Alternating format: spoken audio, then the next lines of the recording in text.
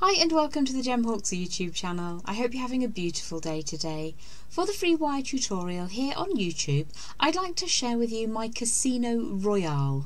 Basically, I'm going to show you how to make each of the playing card suits.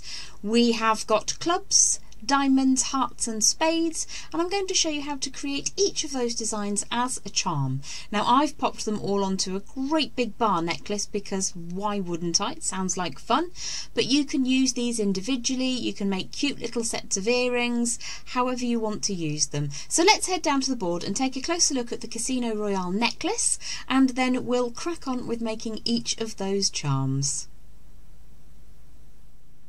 For today's video, I'm going to share with you how to, using wire and 8mm beads, create these 4 of the major playing card suits. Now I've crafted this necklace from a bead mix from the wonderful Jessie James beads, but on the board today I'm going to be working with some 8mm round labradorites. At the end of the video I will tell you all about this gorgeous bead mix, but we're going to create each of these 4 main charms. You don't have to have a bead in with them, but it really does help with some of them to just have that extra added effect.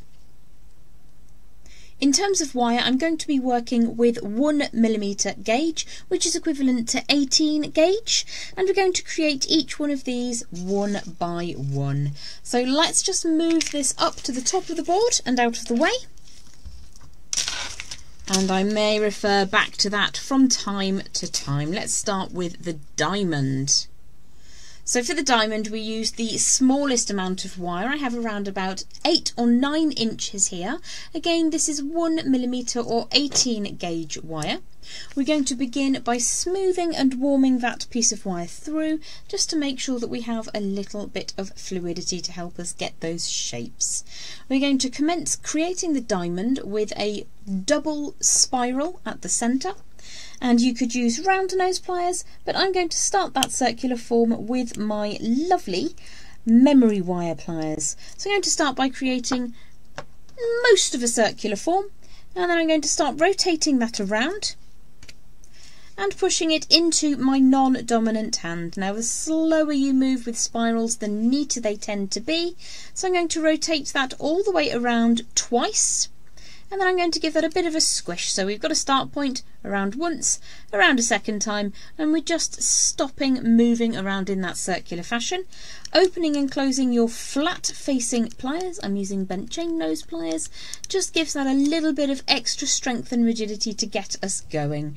Now with the diamond shape I'm just going to add a little bit of warmth to help us move through, and I'm going to create a bend in the wire at one side of that circular form. So if I push that wire all the way, and I'm going to just take it slightly over the double spiral that we made, so that I can open that back out ever so slightly, and that will allow us to get really nice deep point on the end of that diamond shape. Now I'd actually like that to be a little bit sharper, so one of the ways that you can help that happen is to just open and close that one extra time, and it usually just gives it a little bit of a closer angle. You can also, if you're very careful, just pinch that end section up. Do proceed very, very cautiously because it is entirely possible to pinch your finger, which isn't very much fun.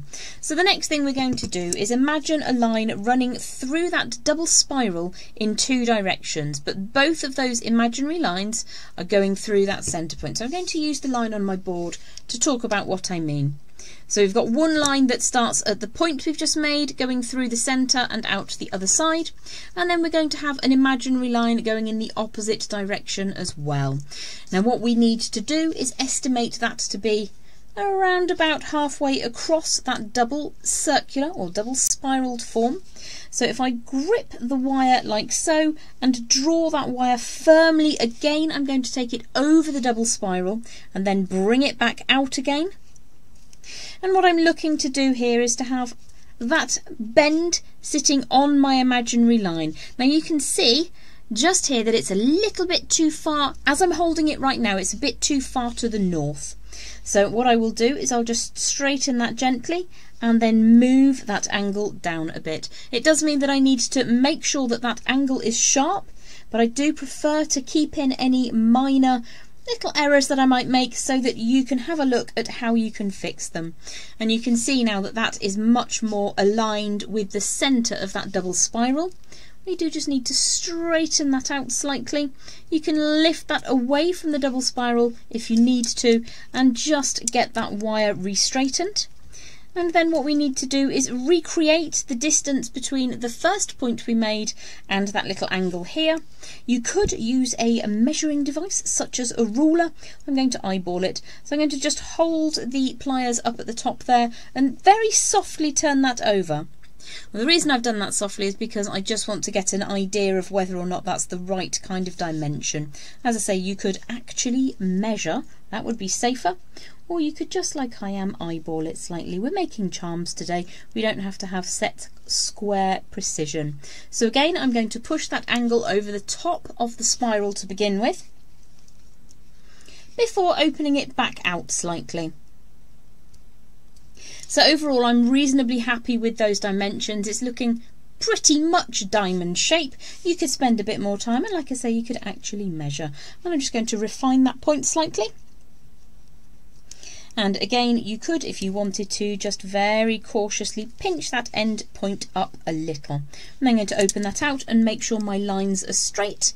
What I need to do now is replicate the distance between the angle just on the one side to the base, and then we need to replicate that angle again. So I urge you to use your ruler to get that absolutely correct, or you could just eyeball it.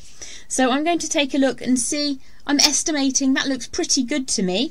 So again, I'm going to just bend the wire past the point at which I want it to end up, and then bring it back again. And in that way, I get a slightly sharper point just here. Now you can play around with that so that it sits exactly how you want it to, and then I'm just going to straighten up that line. So the next thing I need to do is a very subtle change of direction.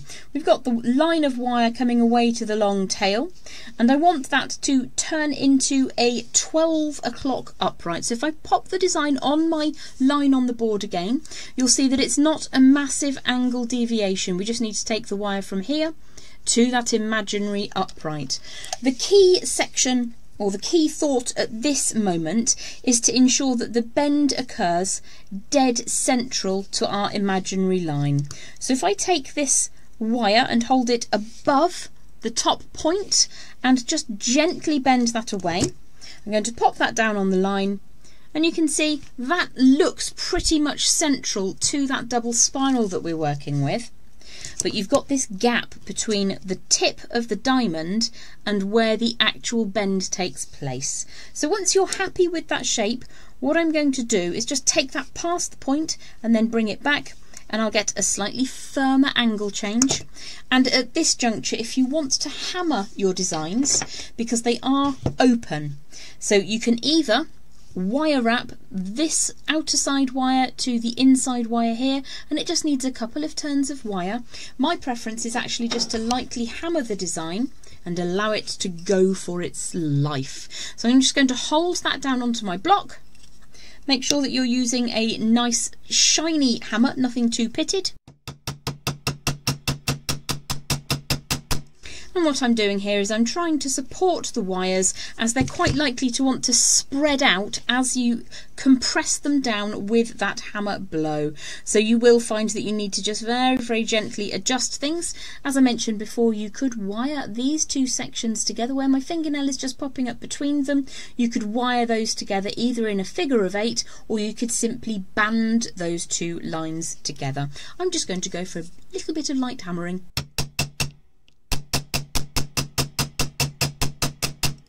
Now I'm only hammering the form, I'm not hammering above that little neckline deviation that we created, that little change in angle, because I want to add a little bead up at the top. Now in my design over here, I've used beads from a Jessie James Beads Magical Mystery Bead Box. I'll give you details at the end of the video about where you can locate that if you wish to. And these are step faceted flat 8mm coin beads. I'm going to demonstrate with some rounds of my absolute #1 favourite gemstone, which I've just realised I haven't actually tried on this wire, so I don't know if it's going to fit. Probably not then. So what I'm going to do is grab a random bead from my stash, and just slide that into position. So that's quite a glitz and a glamour piece that we're going to create, and I think actually it doesn't really matter if you're making these as charms whether all the beads match up, but you do have the option to use a repeating motif in your design if you're going to create a Casino Royale necklace like I have. So the next thing we're going to do is to wrap around a little halo around whatever bead you choose to use. Now, in order for this to be successful, we need to allow a gap between the angle change and the bead. So if I just pop my finger underneath like so, I'm going to stop the bead from going too far down. I'm going to pop my pliers over the top, and we're creating another space above the bead. Push the wire forwards. So what we have now is a mobile bead above our diamond shape. So let's now create a small wrapped loop up at the top, and I am going to use those beautiful memory wire pliers again. Draw the wire all the way around. I'm making a really quite a teeny tiny aperture up at the top there. If you're going to use these in your jewellery, just consider what material you're going to pop through what is essentially the bail or the loop up at the top. I'm just going to make sure that that sits centrally, more centrally than it currently is anyway. Once that's centralised, I'm going to flip that over and wrap around the core wire. Now, because we did some hammering, we've done some wiggling and some winding with our wire, it's probably firmed up just a little bit, so I'm going to give that a little bit of warmth before I wrap a couple of times around the core. And then I'm just going to tidy up those little coils we've just made. So scoochy scoochy. Again, it's getting a little bit firmer, so I'm going to tidy that up, give it a warm through, tighten those coils, and then flip the design upside down so I can create this lovely halo effect. So I'm really warming that wire through.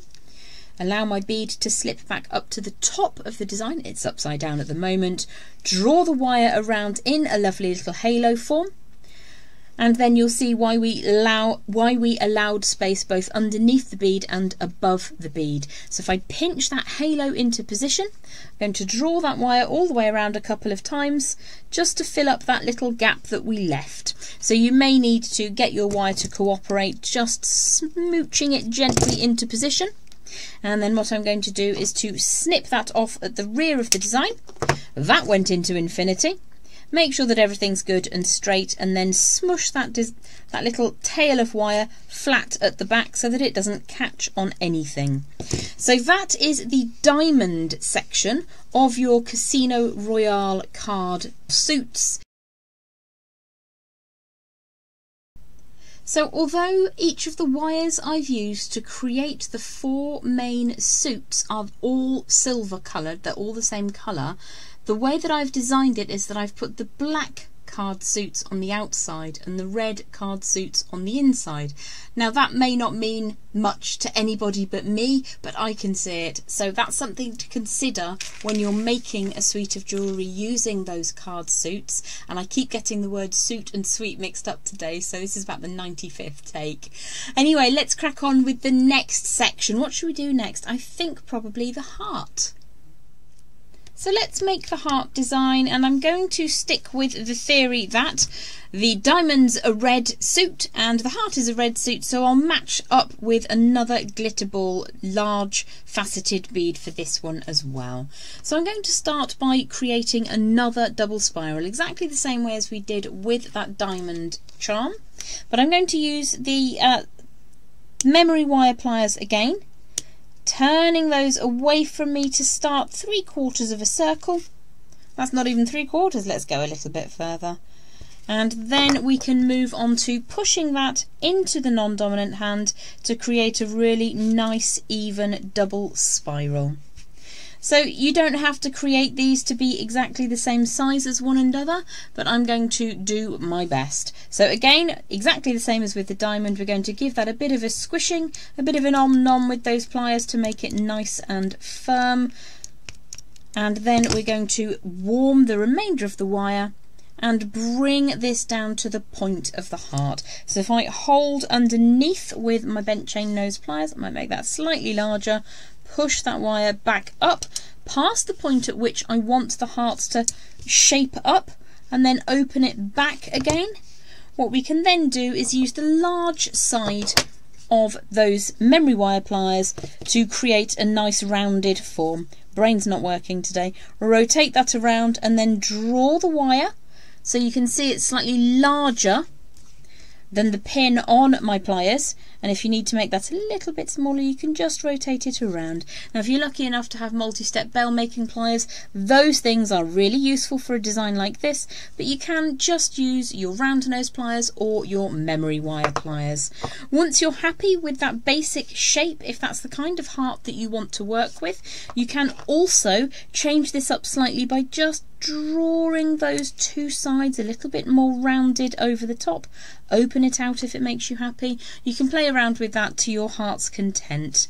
What I'm going to do is just open it out slightly because it puts a little bit more of an accentuation on the point right down at the bottom. Then what we're going to do, well, let's just rotate that over ever so slightly more. Little bit of heat and warmth into that next section of wire before I draw that wire all the way back up the centre. Now it's an easy thing to do, it's a tricky thing to show because I don't want to get my hand in the way. So let's bring that all the way through, and what we can do here is just slightly tighten up that angle. We can open up the heart very gently and then softly just bring that together slightly. Slightly less dangerous way for your fingers to do that is to turn it around and just pinch that very, very gently. We don't want to completely close it up, we do want to retain that nice rotund lobe of the heart, and then draw that wire up from the center point. Now in exactly the same way as we did with the diamond, I've just pulled that away and just completely misshapen the heart. If that does happen to you, you can give that a bit of a squish, and then once you've reformed it, let's grab those memory wire pliers again and just take that over the top. I do like to leave the mistakes in because if they happen to me, it's possible they'll happen to you. So let's give that a little bit of a hammer. Just pop that down onto the block and make sure that you're not hammering too much on the neck. We want to have some strength in the form, but we still want to do a little bit of wire bending magic up at the top there. So to begin with, I'm going to just pinch the two lobes of the heart and hammer the point.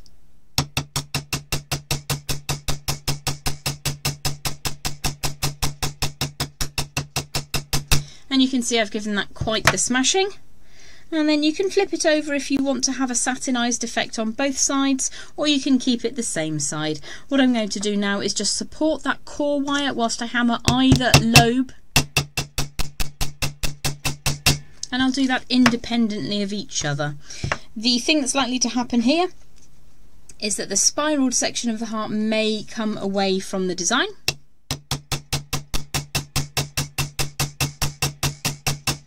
So you can coerce it not to by very gently striking towards the direction you want the coil to move or to not go opposite to. So I'm reasonably happy with that heart shape. Let's get the block and hammer back out of the way, and then we're going to smooth that wire through and add the next bead.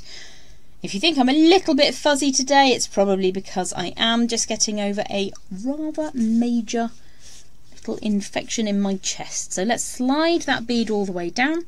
Now if you have beads that are half colour coded like this one is, you may like to just decide whereabouts you want that to be. Sometimes there's more colour at the top than there is at the bottom, so just slide that on and make sure you're happy with it, because once we've wrapped the wire around, it's going to be stuck. And if you have any minor changes, you can just give that a very gentle little turn. If you're not happy with your heart shape, it's not a huge amount of wire, you can just start again. So again, I'm going to just push the bead up and away to give me a little bit of space between the neck of the design and the bead, and then exactly the same. Now one thing I would say is I like to keep the spirals all moving in the same direction, so what I might do is flip this around and decide that this is the top of my design. Doesn't really matter if it catches your eye, think about it now, because we'll have that swoosh of wire going on the top of the core.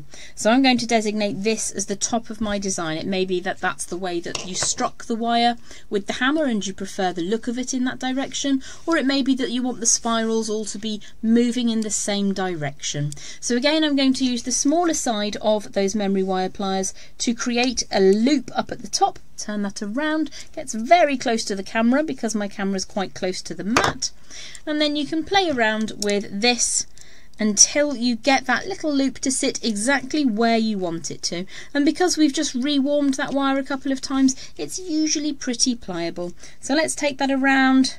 I'd say I think we went 2.5 times. Just give that a bit of a swoosh, a squish. Make sure it sits where you want it to and that you're happy with that wrapping before you move on to the next stage. So I'm just going to rewarm that wire one more time.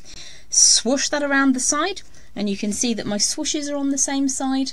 So the swooshes go over to the left and the spirals are moving in the same orientation.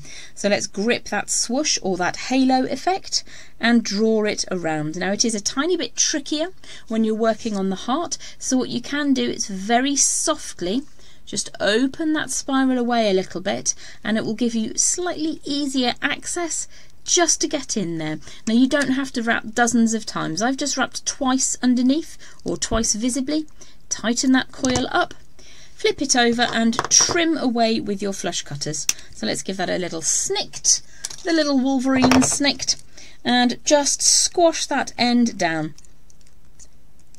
There we go. You can just take a little bit more time than I am to get that nice and neat and tidy. And as I say, you can open the heart out gently just to make your life easier to get in there. And just remember to pull that back up into position. Now if you have beads with large enough drill apertures, you can size this up to a 1.25 or 16 gauge wire. Makes really sturdy, lovely pieces. Or again, you can open your spiral out slightly and just wrap between the outer loop of the spiral and the core. On the diamond, you'd be wrapping these two wires here. So there's your first two. There's the red suits done and dusted. The next charm, the club, was a little bit of a brain teaser. I made it about 19 different ways before I settled on the one we're going to show you.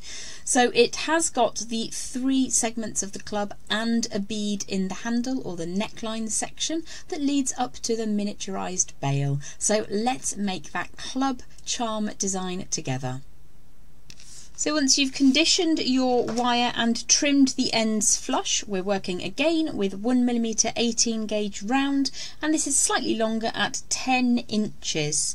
Now because I'm working with slightly larger beads than I did in my demonstration piece, which is an 8mm, I might need to go ever so slightly larger on the spiral.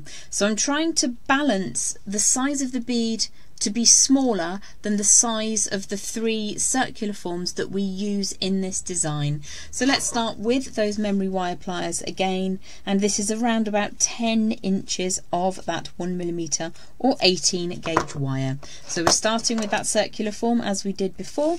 In my demonstration piece there are 3 circuits around that central large aperture, and I think to balance the bead I've chosen to use from my bead stash that's ever present on my desk, we might need to go for 4 circuits. So when you're going for more than 2 circuits on a spiral, the slower you move, the neater it will be, but also you can start to strengthen that before you make the next circular form. So I'm opening and closing those pliers to get a really nice flat disc to work with, and then I'm gently pushing that disc into the fresh wire, which is balanced against my non-dominant forefinger. So I'm going to bring that all the way around, and then we're going to grab one of those beads and have a look at the balance. So I think probably we could even go for a 5th, but for today I'm going to go for this size, which means instead of using my memory wire pliers, I am going to grab my fabulous bail making pliers. So my brain really struggled to get this angle to change in the right direction. So what we have is the spiral moving around like so, and at the moment this is going clockwise, and I'm going to warm the next section of wire. I think I'll be using the largest step on my bail making pliers, and I'm going to bring the wire back in the opposite direction. And like I say, I made this about 19 times before it went into my head how I needed it to work. So I'm I'm going to draw that wire all the way around those bail makers. Size wise, I think 4 circuits with a large central aperture. That looks reasonably balanced. Before I do anything else with this design, it makes a lot of sense to either hammer the design or add a little bit of work hardening to that loopy shape you've just made, and also where it comes away from that quadruple spiral that you've started. The reason I'm doing this is because the 19 times I failed, one of the things that went wrong was that I simply pulled it out of shape as I tried to get the next section to line up. So as you can see, I flipped the design over, and we're going to be changing direction again, but using the same size on those bail making pliers. I'm going to rotate them back around and draw that wire down towards the center point. So we've got the essence of that kind of club design. It's a little bit of artistic license, but I really like it. So you can play around with the size, make sure that you're happy. You could pop that back onto the pliers if you needed to get just a little bit more strength into that design. But before we go any further, I'm going to strengthen that second looped shape again, making sure I never press down where the wires cross one over the other. So several om-nom squishes like so, just making sure that that's good and solid before we move on. Now the next point is to grip across the wire, and I'm leaving a small gap of around about 1.5 millimeters between the end of my pliers and the tail of the wire, and I'm going to bring that very sharply up from that center point. Now you do have a little bit of artistic license. You can give that a little bit of a waggle if you need to. You can also, as we did with the heart, gently tighten up this little U shape. So I'm going to give that a bit of a squish. It's going to change the angle of the upright, but we want it to do that because as we pull that straight, it just tightens up that second loop shape.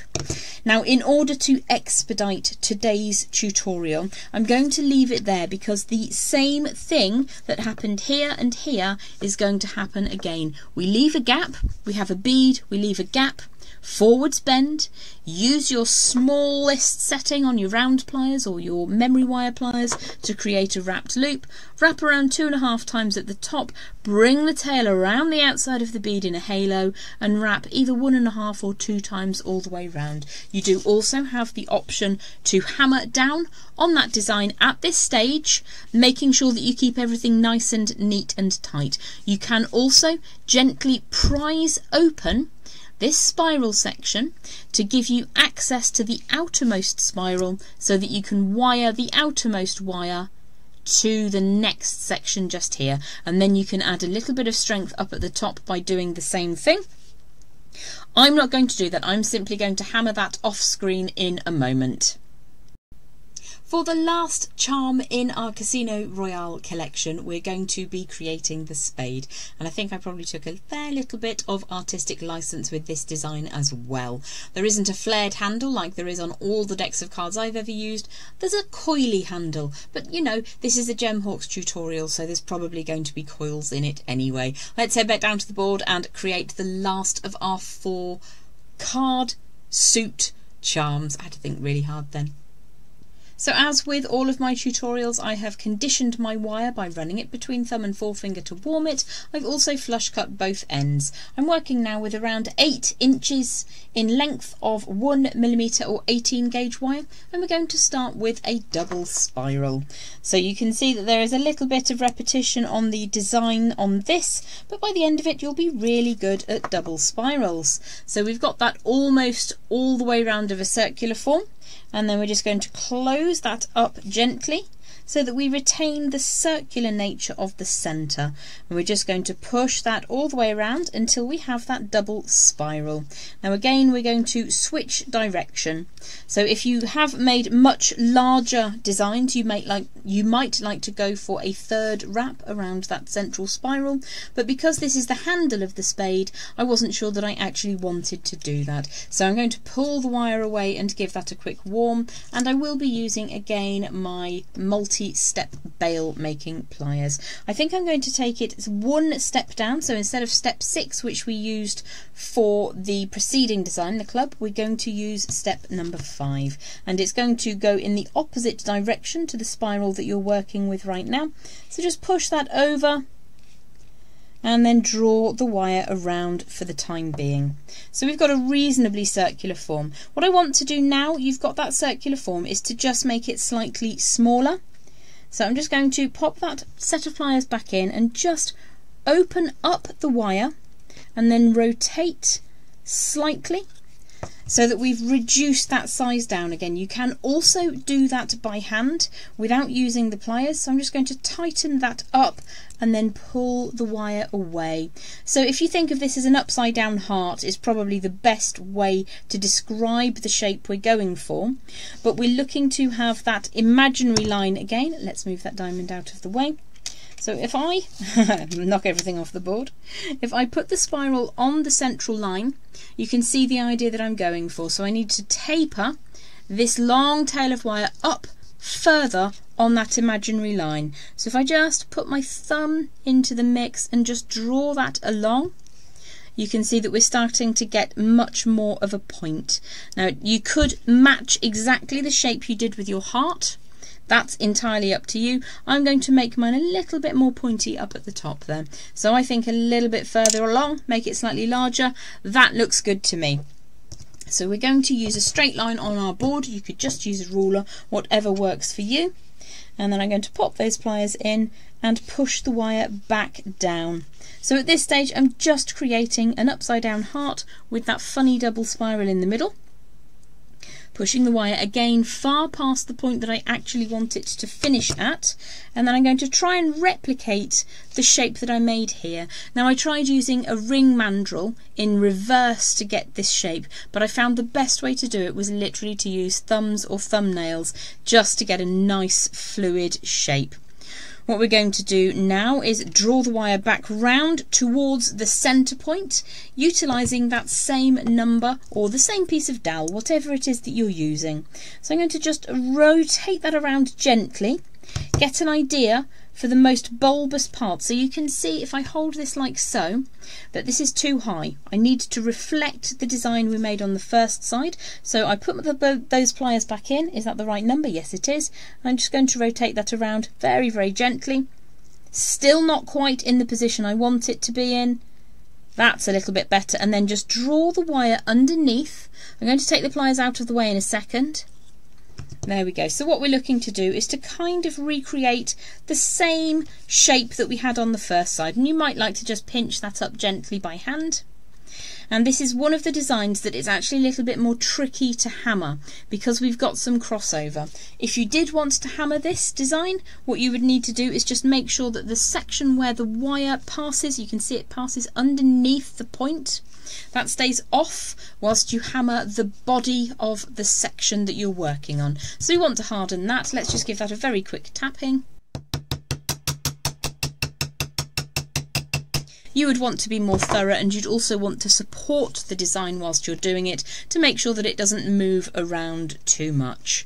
So again, if I take that off the board, all we would do to finish up is allow space, add the bead, allow space, forwards bend, teeny tiny wrapped loop up at the top, 2.5 to 3 wraps at the top, scooch the wire around the side in that lovely haloing effect, and then finish underneath the bead with 1.5 wraps cutting off at the rear.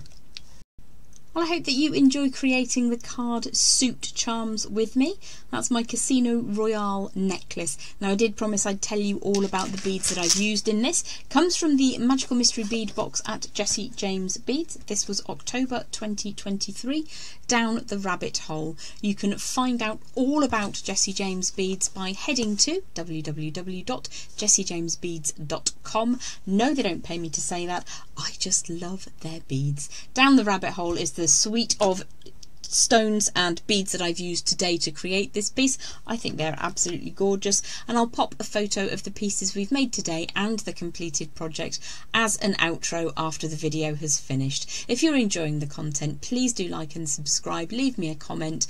If you have any requests for future projects, give me a shout, and I look forward to seeing you again very, very soon. Bye for now.